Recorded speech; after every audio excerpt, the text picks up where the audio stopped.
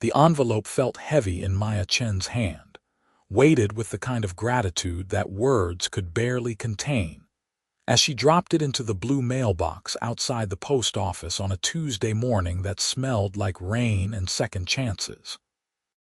She had spent 3 hours the night before crafting the perfect thank you note to Dr. Harrison, the surgeon who had operated on her mother's heart 6 weeks ago. Her mother was home now, laughing again, cooking again, alive in a way that had seemed impossible during those terrifying days in the cardiac unit. Maya had poured everything into that note, every ounce of relief and appreciation, writing and rewriting until her hand cramped and her eyes burned. What she didn't realize, standing there in her coffee-stained scrubs from her shift at the veterinary clinic, was that she had transposed 2 numbers in the address. The note wasn't heading to Dr. Harrison's office on Maple Street. It was heading somewhere else entirely. 3 days later, in a penthouse office overlooking the Chicago skyline, James Whitmore opened his personal mail with the same distracted efficiency he applied to most things. He was expecting contracts, investment updates, maybe another charity gala invitation he would politely decline. What he found instead was a cream-colored envelope addressed in careful handwriting, the kind that suggested the writer had taken time, had cared. He almost set it aside. His assistant usually filtered everything, but this had come to his private address, the one almost no one knew. Curiosity won. He opened it. The letter inside made him pause mid-breath. It started with "Dear Dr. Harrison," which immediately told him this was misdirected, but he kept reading anyway. The words spilled across the page with raw emotion, describing a mother's surgery, the fear of loss, the overwhelming relief of recovery.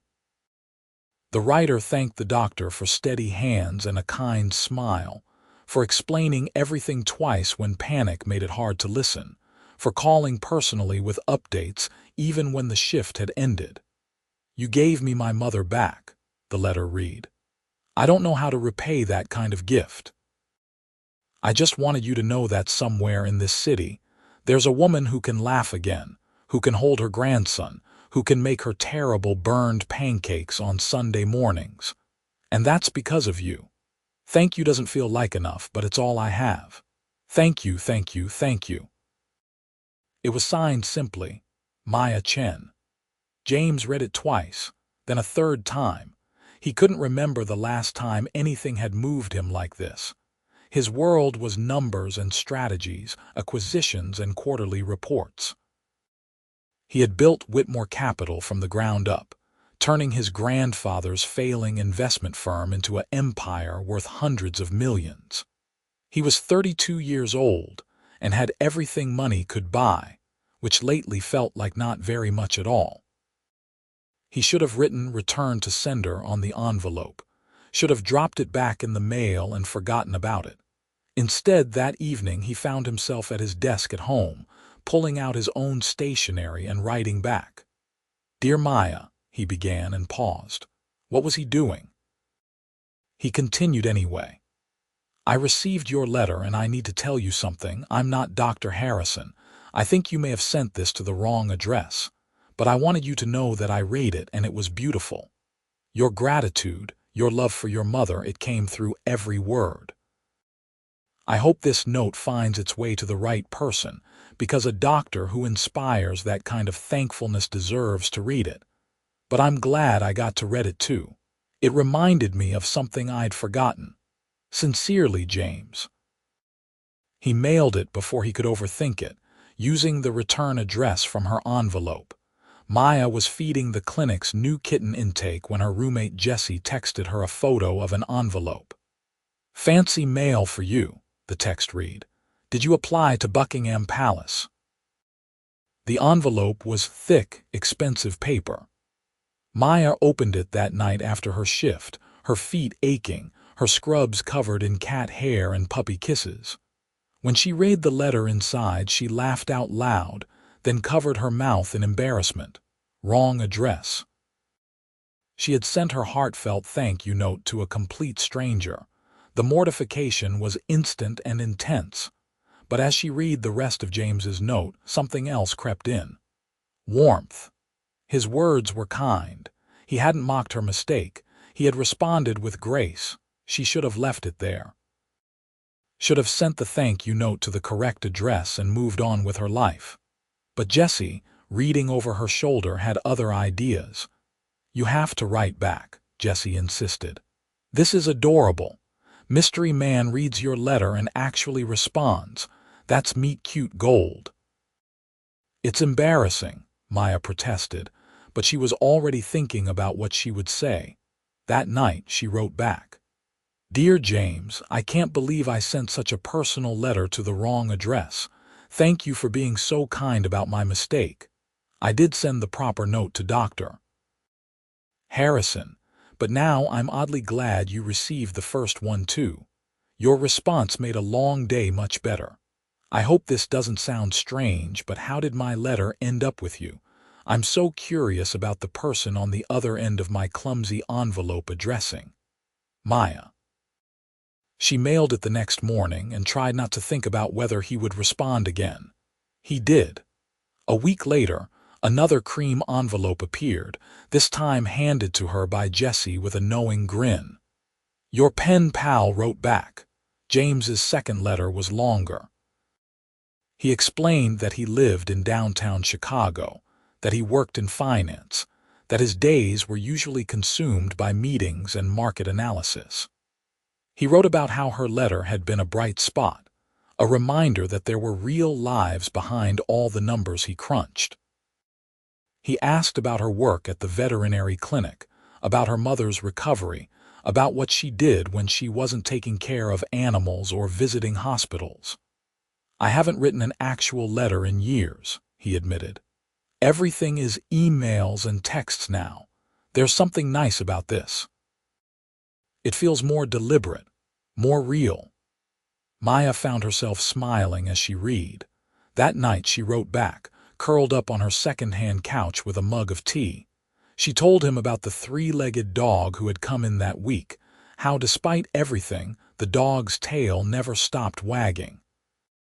She wrote about her mother's first dinner party since the surgery, how she had insisted on making enough food for 20 people, even though only 5 were coming. She told him about growing up in a tiny apartment above a laundromat, about putting herself through veterinary tech school while working 2 jobs, about how Chicago felt both like home and like a city still full of unexplored corners. I think you're right about letters, she wrote. They make you slow down, choose your words. I spend most of my day moving fast, trying to keep up. This is nice. This feels like catching my breath. The letters became weekly. Every Friday, like clockwork, a new envelope would arrive. James wrote about growing up in boarding schools, about parents who measured success in dollar signs, about building his company and realizing that achievement wasn't the same as fulfillment. He was funny, she discovered. His dry wit came through in unexpected moments, making her laugh out loud on the train. Maya wrote about her dreams of becoming a full veterinarian someday, about the stray cat she had adopted who only liked her when she was asleep, about her mother's nagging about grandchildren when Maya couldn't even remember her last date. Why don't you just meet him? Jessie asked one evening, 2 months into the correspondence. This is clearly heading somewhere. We're just pen pals, Maya protested, but her cheeks flushed. The truth was, she thought about James constantly. She wondered what he looked like, what his voice sounded like, whether the connection she felt through their letters would translate to real life. In his penthouse, James was having similar thoughts. His best friend Marcus had found the stack of letters on his desk, carefully stored in a wooden box James had bought specifically for them. You're writing love letters to a woman you've never met, Marcus said, not even bothering to hide his amusement. They're not love letters, James said automatically, but he knew it wasn't quite true anymore. Somewhere between letter 5 and letter 10, his feelings had shifted. He found himself sharing things he never talked about, looking forward to Friday with an anticipation he usually reserved for major business wins. Maya's letters were the highlight of his week, her words a window into a life so different from his own, yet somehow perfectly aligned. In her 12th letter, Maya wrote something that made his heart race. "I keep wondering what it would be like to meet you. Is that strange? I feel like I know you, but I don't know you at all. You could walk past me on the street and I wouldn't recognize you. That thought bothers me more than it should." James read the line a dozen times, then he made a decision. In his response, he wrote, "I want to meet you, if you're willing. There's a coffee shop on the corner of State and Monroe, small place called Brood Awakening. Would you meet me there? Next Saturday, 2 in the afternoon." He almost didn't send it. The letter sat on his hall table for a day while he second-guessed himself. What if meeting ruined what they had? What if she was disappointed? What if he was? But he mailed it anyway, and then spent the week in a state of nervous energy that his assistant noticed immediately. "Are you okay?" she asked, catching him staring out the window instead of reviewing the merger documents. "I'm meeting someone," he said. "It's important." Maya's hands shook when she read his invitation. Jessie squealed so loudly their neighbor banged on the wall. "This is happening," Jessie said, grabbing Maya's shoulders. "You're meeting Mystery Millionaire." "He's not a millionaire," Maya said. "He works in finance." In downtown Chicago, writing letters on paper that probably costs more than our rent. "Babe, he's rich." Maya tried not to think about that. She tried not to think about anything except the knot of nervousness and excitement in her stomach. She wrote back a simple yes, and then spent the following week agonizing over what to wear. Saturday arrived with cruel slowness. Maya changed outfits 4 times, finally settling on a simple blue dress that Jessie insisted brought out her eyes. She left an hour early, too anxious to sit still, and ended up walking circles around the block near the coffee shop. James arrived 20 minutes early, which was unusual for him. He was always precisely on time, never early, never late. But today was different. He had changed his shirt twice, which was absurd. He closed billion-dollar deals without breaking a sweat, but the thought of meeting Maya had his pulse racing. He chose a table near the window and ordered a black coffee he didn't drink. Every time the door opened, his heart jumped. He had no idea what she looked like. She didn't know what he looked like. How would they even find each other? At exactly 2 o'clock, the door opened and a young woman walked in. She had dark hair pulled into a ponytail, and she was wearing a blue dress. She looked nervous, her eyes scanning the shop, and James knew immediately it was her. He stood. Their eyes met. Something electric passed between them. "Maya," he said. Her face broke into a smile, relief and joy mixing together. "James," he nodded, and she crossed to him. For a moment they just stood there, face to face for the first time, months of letters hanging between them. "Hi," she said softly. "Hi," he replied. "You're even more beautiful than I imagined," she blushed. "You're taller than I expected." They sat, and the initial awkwardness melted away almost immediately. It was like their letters, except better, because now he could see the way her eyes lit up when she laughed, and she could hear the warmth in his voice. They talked for 3 hours until the coffee shop staff started wiping down tables around them. "I don't want this to end," Meyer admitted as they finally stepped outside. The Chicago evening was cool, the streetlights just flickering on. "Then let's not let it," James said. He hesitated, then took her hand.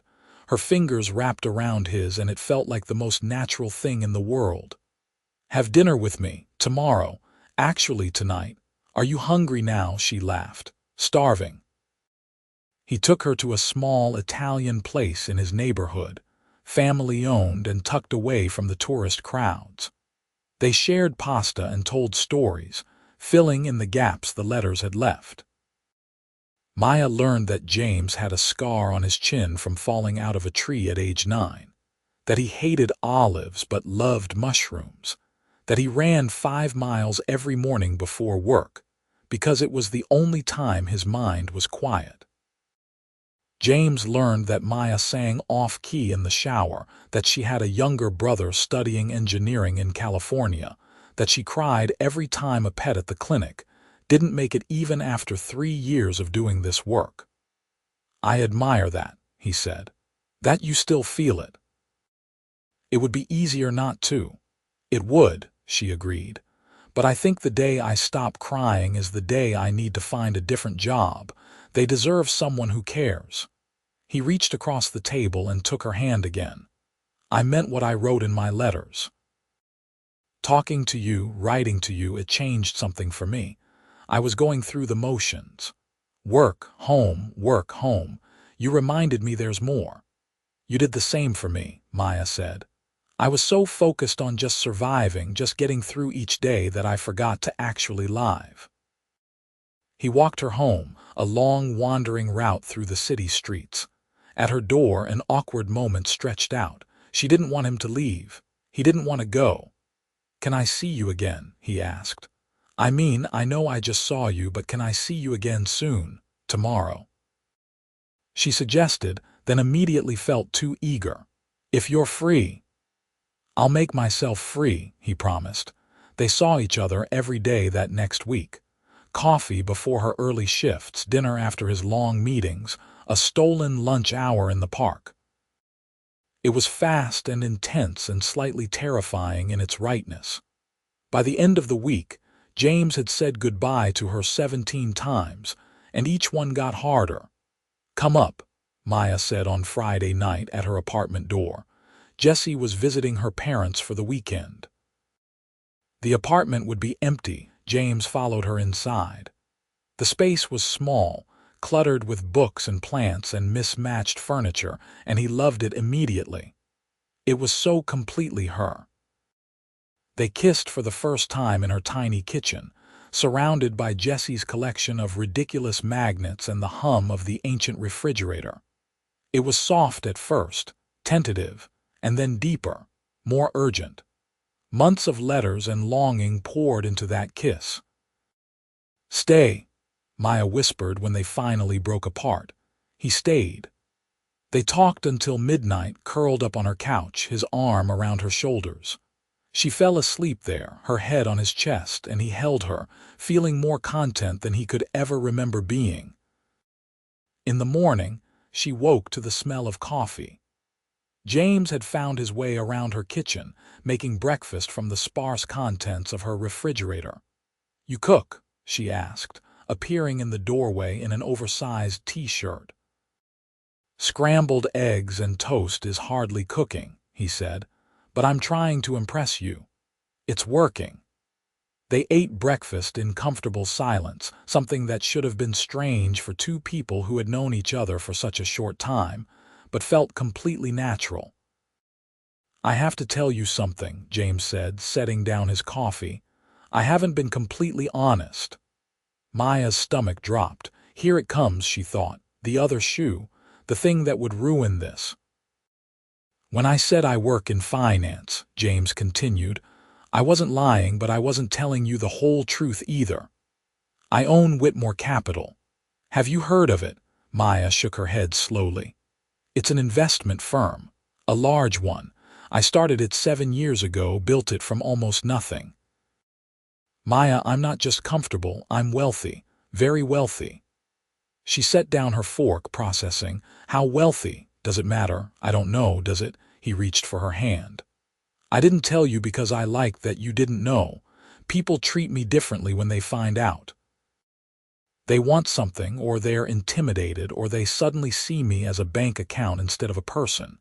You just saw me as James, the guy who writes letters. I didn't want to lose that." Maya was quiet for a long moment. Then she said, "I'm still mad you let me pay for that coffee last Tuesday." The tension broke. He laughed. "I'll buy you 1,000 coffees to make up for it." "Just one would be fine," she said. "But James, this doesn't change things for me. I mean, it's shocking and I need to process it, but you're still the person who wrote me 12 letters. That's who I care about." He kissed her, relief flooding through him. "Thank you. But you're definitely buying dinner from now on," she added with a grin. The wealth thing took some adjustment. James tried to keep things normal, but normal was relative when your boyfriend owned a penthouse and a company and appeared in business magazines. Maya discovered this 2 weeks later when Jessie came running into her room, phone in hand. "Your boyfriend is James Whitmore," Jessie said, showing her a Forbes article. "The James Whitmore, worth approximately $250 million. James Whitmore." Maya looked at the photo accompanying the article.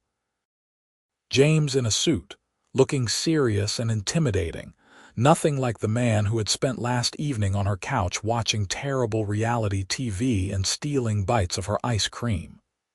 "I know," Maya said. "You know, how are you this calm?" "Because he's still just James to me. The money is weird, yeah, but it's not who he is." But the money was there, whether she acknowledged it or not. It showed up in little ways. The car service he sent when she worked late. The way he never looked at prices on menus. The expensive bottle of wine he brought to her mother's house for dinner, not realizing that it cost more than their monthly grocery budget. That dinner had been its own adventure. Maya had been nervous introducing James to her mother, but she shouldn't have worried. Chen took one look at James, sized him up with the sharp eye of a woman who had raised 2 children alone after her husband died, and said, "You're too skinny. Sit. Eat."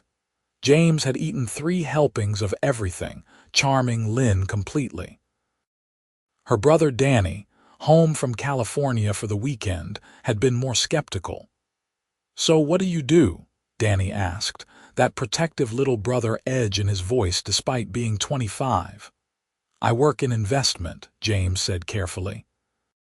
"He owns the company," Maya added, shooting James a look that said no more hiding.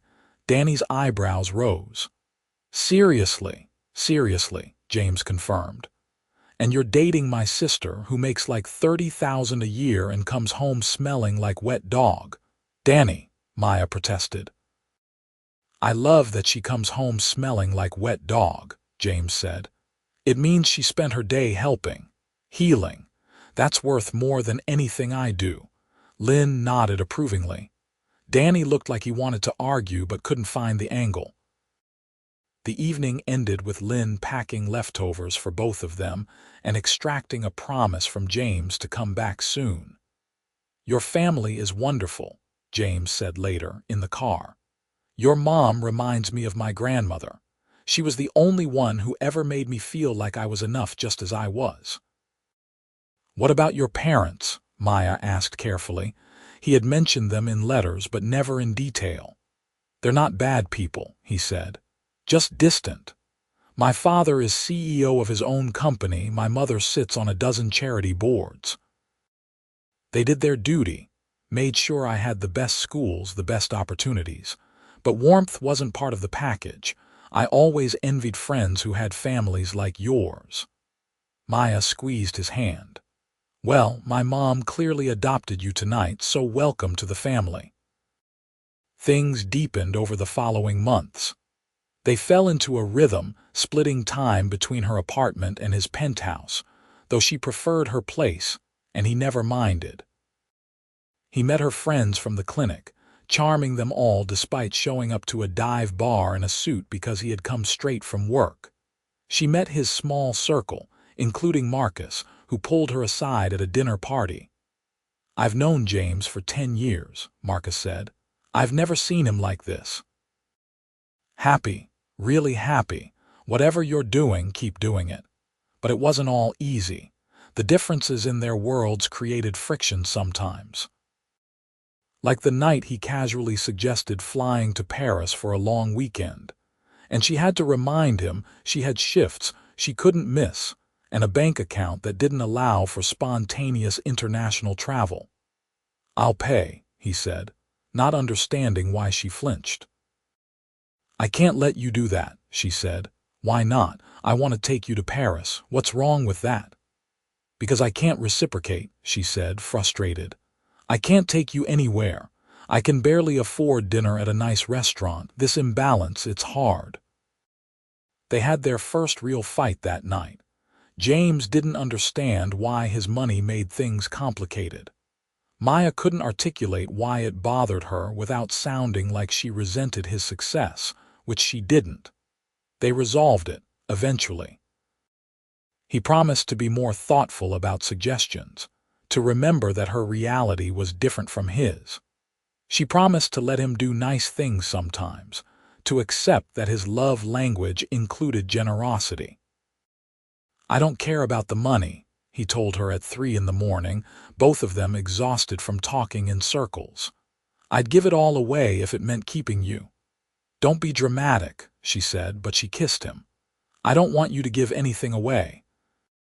I just want us to figure out how to navigate this." They did figure it out, slowly. She let him pay for a weekend trip to a cabin upstate, and she surprised him by planning elaborate picnics that cost $20 but felt priceless. He supported her decision to start taking night classes toward her veterinary degree. Not with money at first, but with tutoring in the sciences he had aced years ago, with coffee deliveries during her late-night study sessions, with belief that she could do this. 6 months into their relationship, James made a decision. He had known for months, really, but he wanted to be sure, wanted to give them time. But the certainty had only grown stronger. He planned it carefully. Not a big production, because that wasn't Maya, something personal, meaningful. He took her back to Brood Awakening, the coffee shop where they had first met. It was a Saturday afternoon, almost exactly 6 months later. They sat at the same table and she smiled at the nostalgia of it. "Remember how nervous I was," she said. "I walked around the block 4 times before coming in. I got here 20 minutes early and my coffee got cold because I couldn't drink it," he admitted. She laughed. "We were disasters." "We were hopeful disasters," he corrected. Then he reached into his jacket and pulled out an envelope. "Another letter?" she asked, delighted. They still wrote occasionally, even though they saw each other almost every day. Little notes left on pillows, tucked into bags. "Open it," he said. She did. Inside was a single sheet of paper with one line, "Will you marry me?" Maya looked up, eyes wide, to find James kneeling beside the table. He held a ring, simple and beautiful, a single stone that caught the afternoon light. "Maya Chen," he said, "you sent a thank you note to the wrong address and it changed my entire life. You made me remember how to feel, how to hope, how to love. I want to spend the rest of my life writing you letters, making you coffee, hearing about your day. Will you marry me?" Tears were streaming down her face. The entire coffee shop had gone quiet, watching. She nodded, then found her voice. "Yes, yes, absolutely yes." He slid the ring onto her finger and kissed her as the coffee shop erupted in applause. Strangers clapped and cheered, and Maya laughed through her tears, holding on to James like he was her anchor in the world. They were married 4 months later, in a small ceremony that blended both their worlds. Lynn cried through the entire thing, dabbing at her eyes with tissues Danny kept handing her. James's parents attended, formal and polite, though his father did shake James's hand afterward and say, "She's lovely. You chose well." It was the most affection James had received from his father in years, and Maya saw what it meant to him. They honeymooned in Italy. 2 weeks of vineyards and coastal towns, of lazy mornings and long dinners. Maya let herself enjoy the luxury because it was their honeymoon, and James was practically glowing with happiness at being able to share this with her. "Thank you," he said one evening on a terrace overlooking the Mediterranean. "For what?" "For letting me love you the way I want to." I know it's not always comfortable, but sharing this with you, it means everything." She kissed him, tasting wine and salt air. "Thank you for being patient with me. I'm learning." They returned to Chicago and real life, merging their worlds more permanently. Maya moved into the penthouse, though she insisted on keeping some of her mismatched furniture because it felt like home. James didn't argue. He liked the way her colorful pillows clashed with his modern aesthetic. He liked the evidence of her everywhere. She continued her veterinary classes, and he continued building his empire, but they made sure to carve out time. Breakfast together every morning, no phones. Friday nights were theirs, sacred, whether they spent it at a charity gala or on the couch in pajamas. A year into their marriage, Maya finished her prerequisites and applied to veterinary school. She got in, and James insisted they celebrate like she had won the lottery. "It's just school," she protested. "It's your dream," he corrected. "That's worth celebrating." He threw her a party, inviting everyone from the clinic, her family, their friends. Lynn got tipsy on champagne and told anyone who would listen that her daughter was going to be a doctor. Danny, now engaged himself, gave a toast about how his sister had always been the stubborn one, and thank God for that. Veterinary school was brutal. Long hours, difficult material, financial stress, even with James's support, because Maya insisted on taking out her own loans for tuition. She wanted to earn this herself. He understood, even if he hated watching her struggle. He supported her in other ways. Quizzing her on anatomy, bringing her dinner when she forgot to eat, holding her when she cried after a particularly hard day. When she had to assist in putting down a dog during her clinical rotation, she came home shattered, and he just held her on the bathroom floor while she sobbed. "I don't know if I can do this," she said. "It's so much harder than I thought." "You can," he said firmly. "You're the strongest person I know, and you care more than anyone. That's exactly what makes you perfect for this." She got through it. 4 years of grinding work, of early mornings and late nights, of crying in the library and celebrating small victories.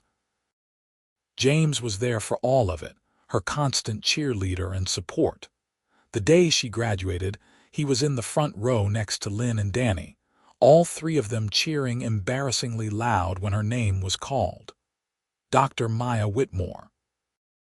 She had kept Chen as a middle name, honoring her father and her heritage, but she took James's last name because she wanted that connection, that declaration that they were family. "I'm so proud of you," he said afterward, holding her tight. "Dr. Whitmore," she laughed. "It's going to take forever to get used to that." She got a job at a prestigious veterinary practice in downtown Chicago, and she was good at it, really good. Her bedside manner with anxious pet owners was exceptional, and her diagnostic instincts were sharp. Within a year, she was one of their most requested vets. James's business continued to thrive too. Whitmore Capital expanded, opening offices in New York and Los Angeles. He traveled more, which they both hated, but they made it work. Video calls every night, texts throughout the day, letters occasionally when one of them was feeling nostalgic. On their 5th anniversary, Maya had a surprise for him. She had been planning it for weeks, nervous and excited in equal measure. They went back to Brood Awakening, their tradition now. Same table, same coffee orders, reminiscing about that first meeting. "I have something for you," Maya said, sliding an envelope across the table. "A letter?" he asked, smiling. "Open it." Inside was a sonogram photo. It took him a moment to understand what he was looking at, and then his eyes snapped up to hers.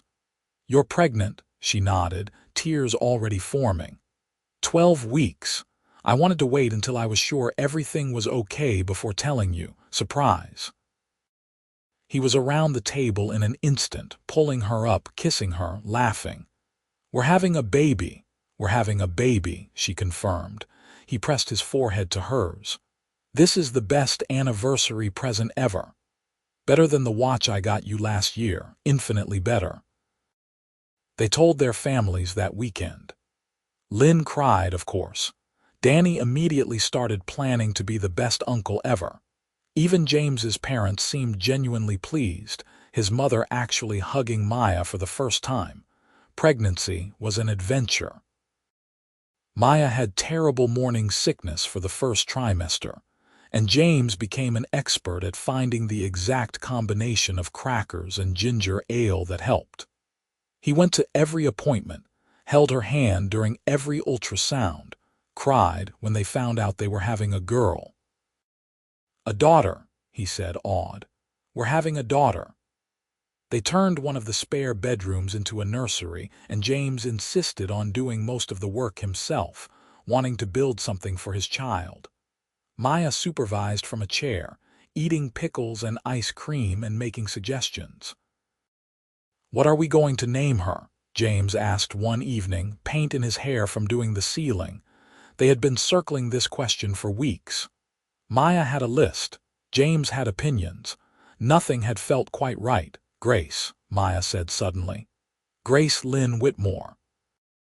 "Grace," James repeated, testing it. "For grace under pressure, for amazing grace, for the grace of a misdirected letter," Maya said. "For the grace that brought us together, and Lynn for my mom." He kissed her, cradling her face in his paint-smudged hands. "Grace Lynn Whitmore, it's perfect." Grace arrived on a snowy February morning, 3 days before her due date. Maya's water broke during breakfast, and James, the man who commanded boardrooms without breaking a sweat, completely panicked. "Hospital," he said, grabbing keys and then dropping them. "We need to go to the hospital." "Where's the bag? Did we pack a bag?" "We packed it 3 weeks ago," Maya said, breathing through a contraction. "It's by the door." "Breathe, James." "You breathe," he said. "You're the one in labor," she laughed, which turned into a wince. "Fair point." The labor was long, 16 hours that tested every ounce of Maya's strength. James never left her side, holding her hand, breathing with her, whispering encouragement even when she told him to shut up. And then Grace was there, tiny and perfect and screaming her indignation at the world. The nurse placed her on Maya's chest, and both of them dissolved into tears. "She's perfect," Maya whispered. "She looks like you," James said, touching Grace's tiny hand with one finger. She immediately gripped it, and he made a sound halfway between a laugh and a sob. "Hello, Grace. I'm your dad. I'm going to mess this up sometimes, but I promise I will love you every single day of your life." Maya looked at him, at this man who had come into her life through a mailing error and become her everything, and felt overwhelmingly grateful. For wrong addresses and right people. For letters and love. For all of it. They brought Grace home to the penthouse 3 days later, and Lynn moved in for 2 weeks to help, taking over the kitchen and filling the freezer with meals. Danny visited every other day, completely smitten with his niece. Even Jessie, now married herself and living in Boston, flew in to meet the baby. "You did good," Jessie told Maya, holding Grace while Maya showered for the first time in days. "The baby's cute, the husband's gorgeous, and you look like you haven't slept in a year." "Accurate summary," Maya said. "Those early months were hard in the way everyone warned, but you couldn't really understand until you lived it. Grace didn't sleep, which meant they didn't sleep. She cried for mysterious reasons at mysterious times."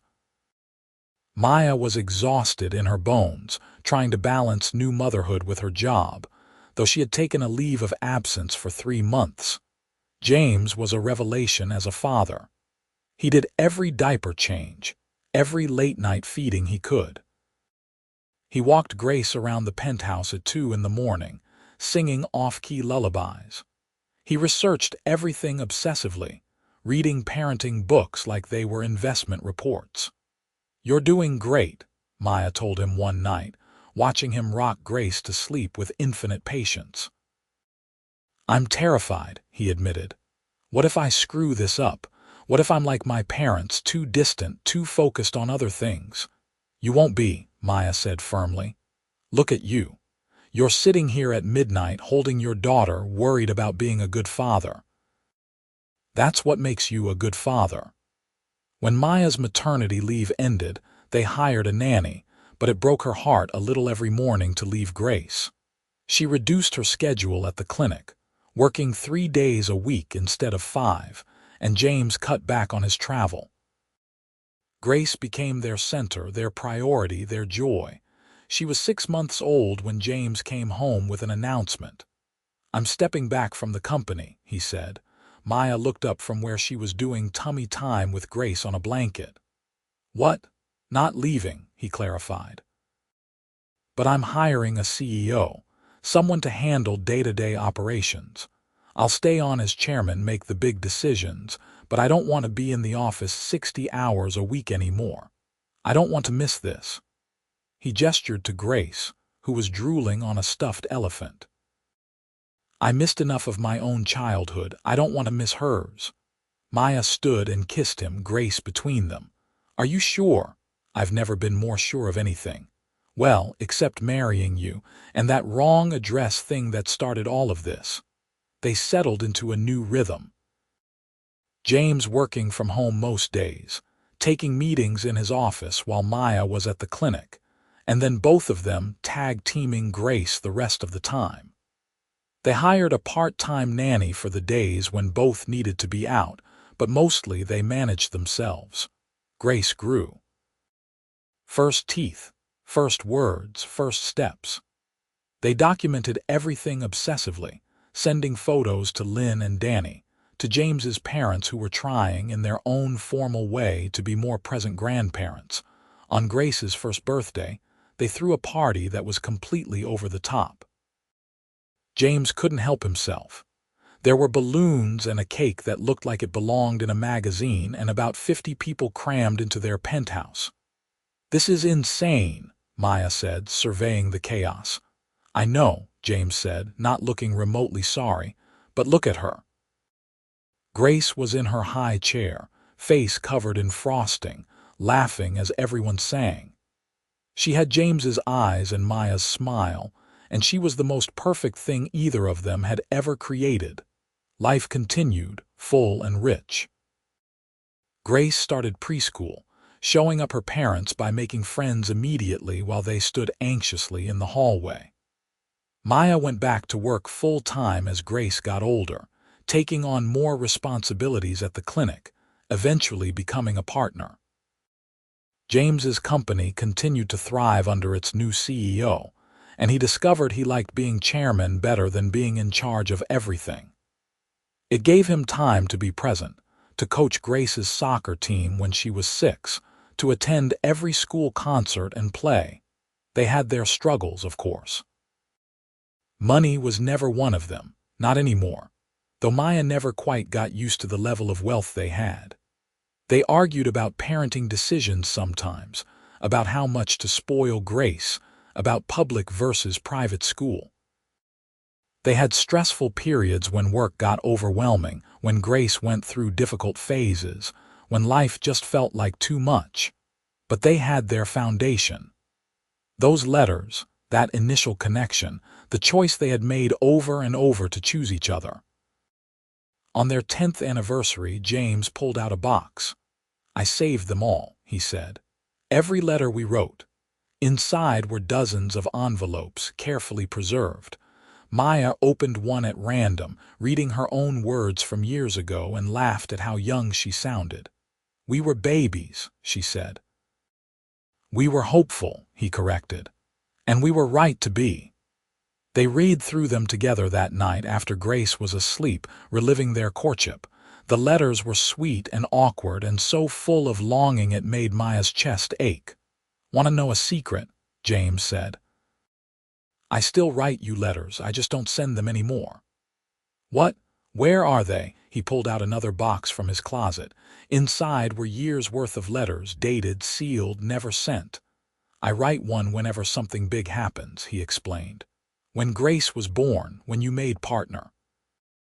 Sometimes just when I'm feeling particularly grateful, I write them to remember, to make sure I never take this for granted." Maya was crying, which she seemed to do a lot around this man. "Can I read them?" "They're yours," he said. "They always were."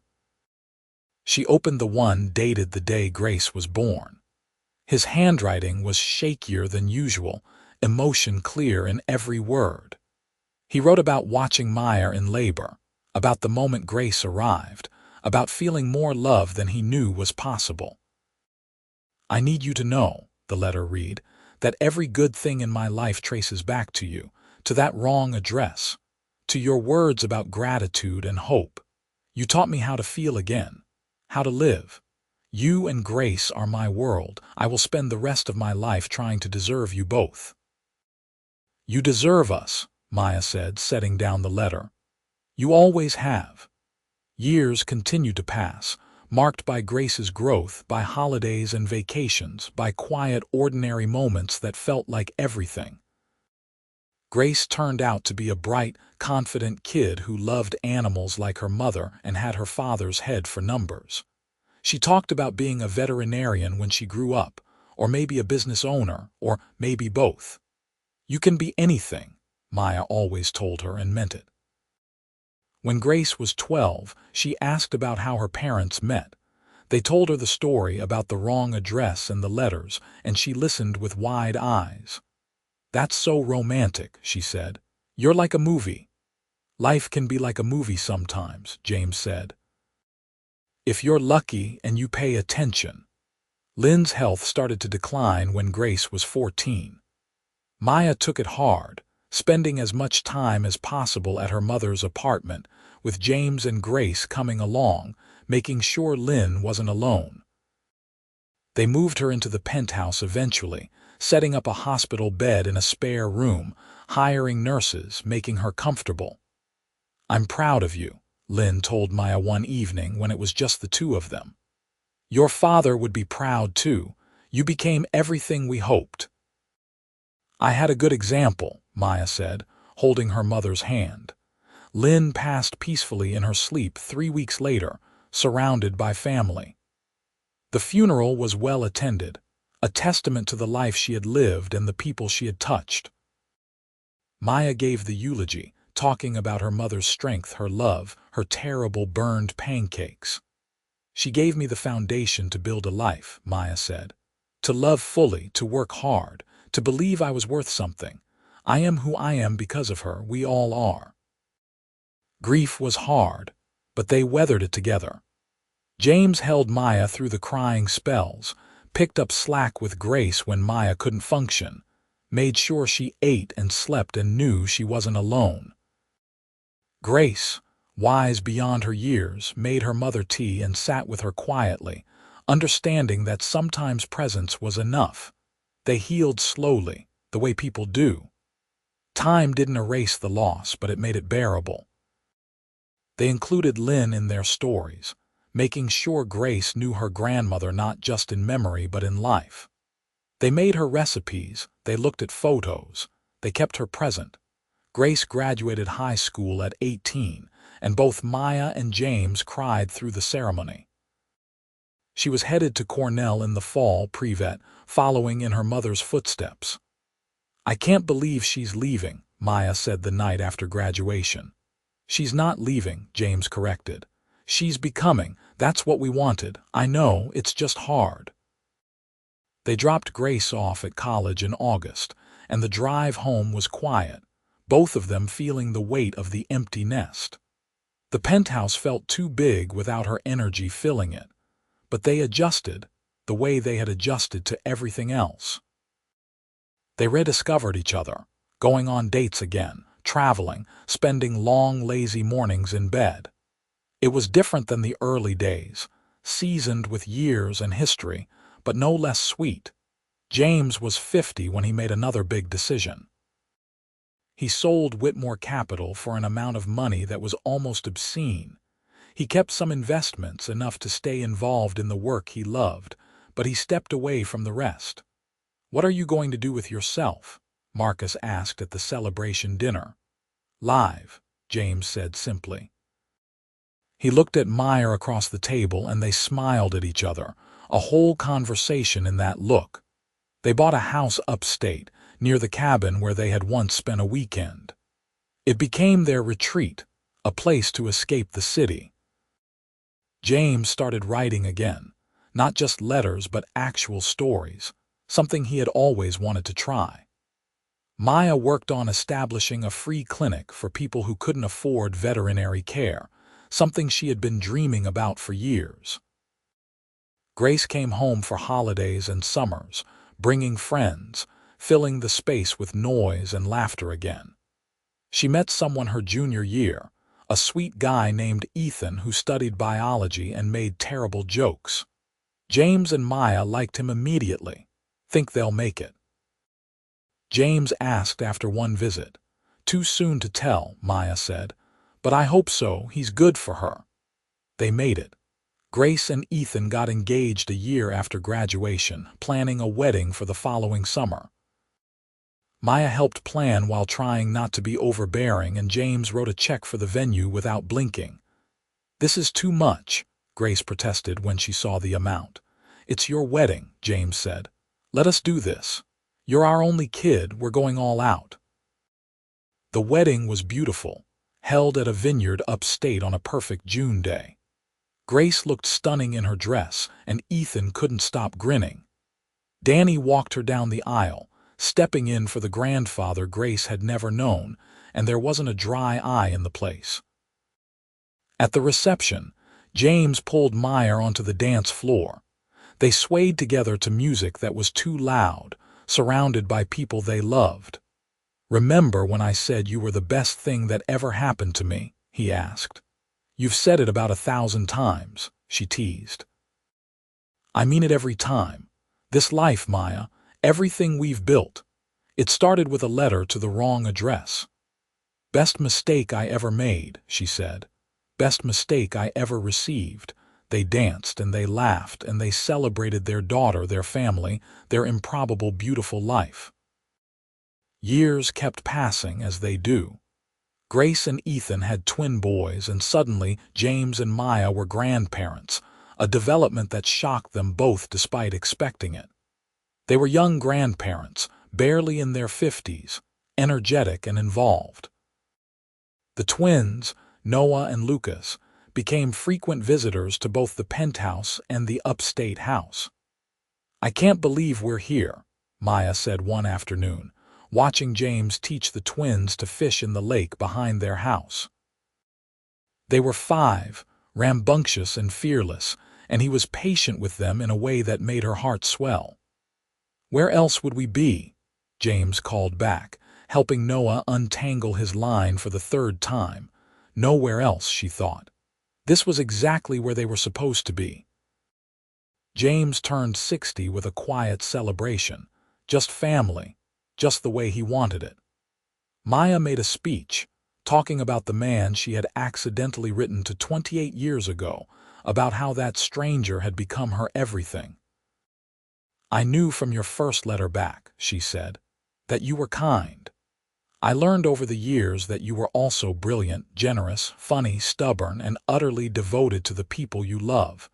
You made me believe in fairy tales, in second chances, in love that lasts." They toasted, and Grace cried, and the twins ran around causing chaos, and it was perfect. Maya retired from the clinic at 62, satisfied with her career, ready for the next chapter. She spent her time volunteering at the free clinic she had founded, working with young vets, traveling with James. They went to Italy again, retracing their honeymoon, marveling at how much had changed and how much was still the same. "We should renew our vows," James suggested one evening on that trip, on a terrace very much like the one where they had spent their honeymoon decades ago. "We should. Why not? Let's do it all again. The promises, the commitment. I want to marry you again, Maya." They did it 6 months later, a small ceremony with Grace and her family, with Danny and his wife and their kids, with the few close friends who had been there from the beginning. It wasn't legal or official, but it was meaningful. They stood together and repeated the same promises they had made 30 years ago, meaning them even more now. "For better or worse," James said, holding her hands, "for richer or poorer in sickness and in health. You are my heart, Maya, today and always." "You are my unexpected miracle," Maya replied. "My wrong address that was so completely right. I choose you, James. Every day I choose you." They kissed, and their family cheered, and it felt like coming full circle. Time continued its march. Grace's twins grew into teenagers somehow. More grandchildren arrived, a little girl from Danny's youngest son. The family tree expanded and flourished. The upstate house filled with noise every holiday, multiple generations gathering, telling stories, making memories. On their 40th anniversary, James pulled out those old letters again. They had become a tradition, reading them every decade, marveling at who they had been. "I love you more now than I did then," Maya said, reading one of her early letters. "I didn't think that was possible, but I do." "Same," James agreed, "though I loved you pretty intensely even then." "When did you know?" she asked. "That you were in love with me." "Your third letter," he said without hesitation. "You wrote about rescuing a kitten from a storm drain and how you ruined your favorite jeans doing it, but you didn't care because the kitten was safe. I remember reading that and thinking, this is the woman I'm going to marry. I knew. I knew when we met for coffee," Meyer admitted. "When I saw you stand up and you smiled at me and everything just clicked into place. Like the universe saying, oh, there you are. There you are," James repeated. "I like that." They were in their 70s, still healthy, still active, still stupidly in love. They split time between the city and the country, between family gatherings and quiet moments alone. They had everything they needed and most of what they wanted. One evening, sitting on their porch watching the sunset, James turned to Maya with a serious expression. "I need to tell you something," he said. Her heart jumped, sudden worry flooding in. "What's wrong?" "Nothing's wrong," he assured her quickly. "I just realized I never properly thanked you." "Thanked me for what?" "For sending that letter to the wrong address. For writing back when I responded. For meeting me for coffee. For saying yes. For building this life with me. For everything, Maya, thank you." She smiled, taking his hand, their fingers intertwining automatically after decades of practice. "Thank you for writing back, for seeing me, for loving me exactly as I am." "Always have," he said. "Always will." They sat in comfortable silence, watching the sky turn colors, the lake reflecting gold and pink. Somewhere inside they could hear Grace and Ethan getting dinner ready, the grandkids arguing about something, the beautiful chaos of family. "We did good," Maya said softly. "We did great," James corrected. And they had. From a mistaken address to a lifetime of love, they had built something extraordinary, not because it was perfect, but because they had chosen each other every single day. Through challenges and celebrations, through grief and joy, through all the ordinary and extraordinary moments that make up a life, the wrong address had led to the right person. The unexpected letter had become an unexpected love story. And Maya Chen, who had just wanted to thank a doctor for saving her mother, had found something she wasn't even looking for. A man who would write her back every week for the rest of their lives, in letters and in love. As the sun set completely and the stars began to emerge, they went inside to join their family, hand in hand, grateful for wrong addresses and second chances, for letters that find their way to exactly where they need to be, even when the address is wrong. Because sometimes the best things in life happen when you make a mistake. Sometimes the wrong address delivers you to the right person. And sometimes, if you're very lucky, that person writes back and keeps writing back and becomes your forever. Their story, born from error and blessed by chance, was proof that love can find you in the most unexpected ways. All you have to do is be brave enough to write back.